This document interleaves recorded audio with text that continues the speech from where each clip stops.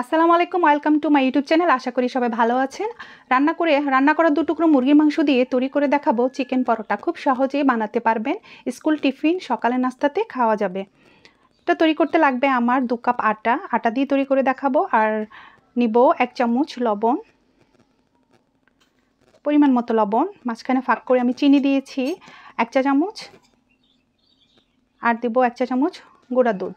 চিনি আর গুঁড়া দুধটা দেওয়ার কারণ পরোটাটা অনেকক্ষণ সফট থাকবে, বাচ্চাদের স্কুলে টিফিনে দিলেও সফট থাকবে, তাই চিনি আর গুঁড়া দুধটা দিয়েছি।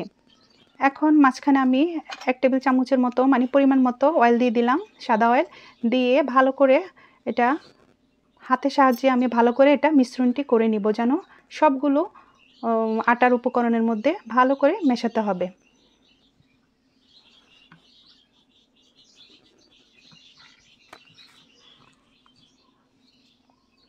তো ভালো করে মিশিয়ে নিয়েছি। এখন আমি এটা অল্প অল্প পানি দিয়ে আস্তে আস্তে ডোটা করে নিব, কিন্তু এখানে খুব সামান্য পরিমাণে আমাকে পানি দিতে হবে। শুরুতে বেশি দেওয়া যাবে না, মোটেই দেওয়া যাবে না, একটু একটু করে দিতে হবে।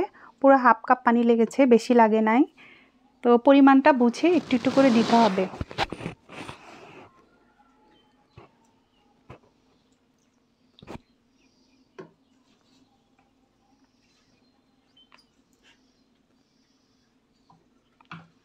তো ভালো করে ডোটা চেপে চেপে আমি তৈরি করে নিচ্ছি।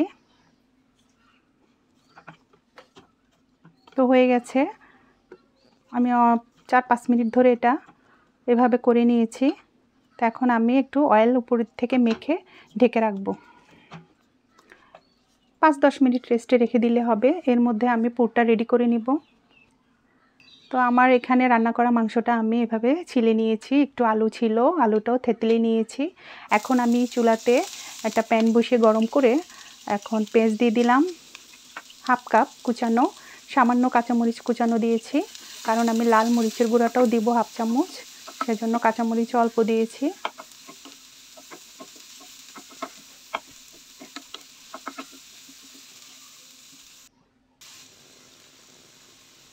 তো এখন আমি এখানেও সামান্য লবণ দিয়ে দিচ্ছি, মানে পেঁয়াজের পরিমাণটা মতো লবণ দিয়ে দিয়েছি।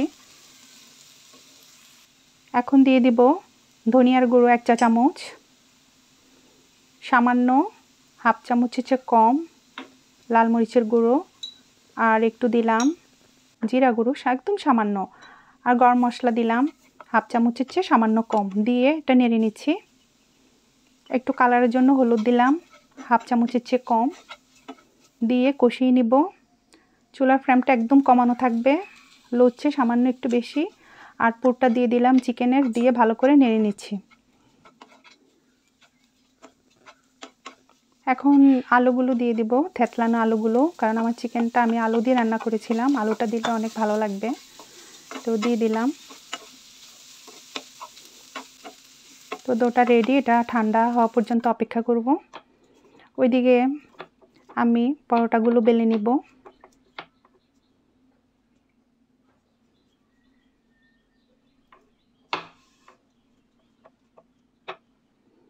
তো ডোটা থেকে আমি কয়েক টুকরো লেচি কেটে নেব, ছোট ছোট করে, বেশি বড় না।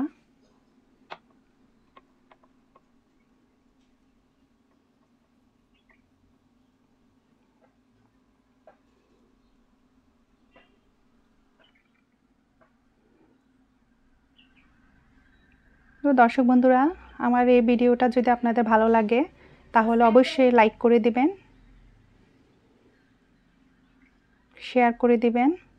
তো এভাবে চেপে চেপে আমি এটা পাতলা করে বেলে নিব।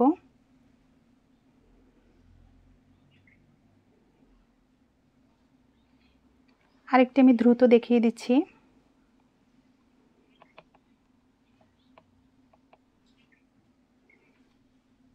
পাতলা করে বেলে নিব।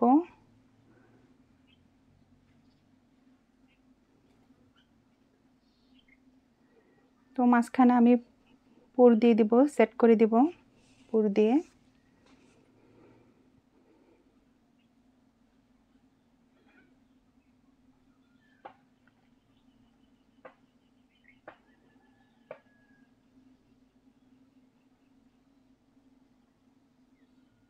চেপে টেনে টেনে ধরে একদম ভালো করে এটা সিল করে দেব।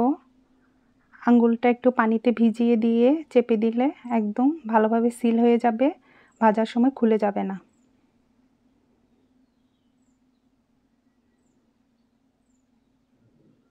হয়ে গেছে একটা। এভাবে বাকি সবগুলো আমি করে নিব। আমি আরেকটা দ্রুত দেখিয়ে দিচ্ছি।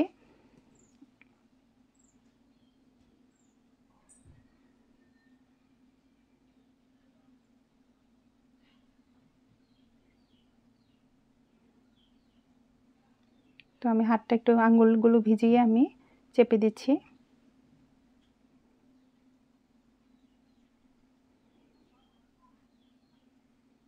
আমি একটু 2 চামচ ঘি নিয়েছি এখানে, আর একটু সাদা তেল 2 চামচ মিশিয়ে এটা ভাজবো। সাদা তেল দিয়ে ওটা ভাজা যাবে, আমি ঘি দিয়ে ভাজতেছি, ভেজে নিচ্ছি। তো আঁচটা একদম কমানো, লোতে আছে। তো হালকা চারপাশে আমি অয়েল দিয়ে ভেজে নিচ্ছি, অল্প আঁচে আছে। যখন প্রয়োজন হবে তখন একটু মাঝারি করে দিয়ে আবার কমিয়ে দিয়ে, না হলে পরোটাটা পুড়ে যাবে। তো এভাবে হয়ে গেছে আমার সবগুলো। তো কেমন হয়েছে দেখতে আমি দেখাচ্ছি একটা ছিঁড়ে। খেতে কিন্তু খুবই মজা, খুব তাড়াতাড়ি এটা করা যায়, অবশ্যই তৈরি করবেন। আর আমার চ্যানেলটি সাবস্ক্রাইব করে আমার পাশে থাকবেন বন্ধুরা, অবশ্যই লাইক করে দিবেন। সবাই ভালো থাকেন, আল্লাহ হাফেজ।